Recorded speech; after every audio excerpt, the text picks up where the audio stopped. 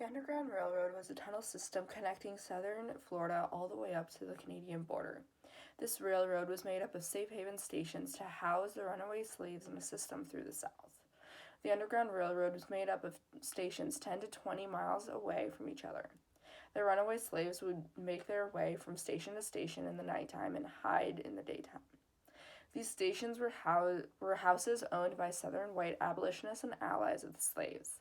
These tunnels were seen as a gateway to the free and survive in the North, while other slaves saw these tunnels as the way to get out of the United States, entering Canada. The slaves needed help navigating the southern terrain and were able to be guided by conductors. These conductors were former slaves who knew the paths to the north. Two of the most infamous conductors were Frederick Douglass and Harriet Tubman, a slave from Maryland, who used these underground railroads to help other slaves to freedom. In her service, Harriet Tubman helped over 300 slaves to freedom on 19 trips.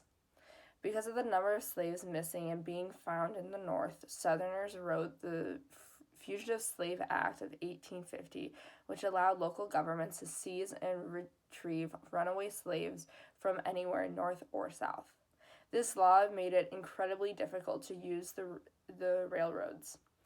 In order to not get caught, there had to be less foot traffic in the tunnels.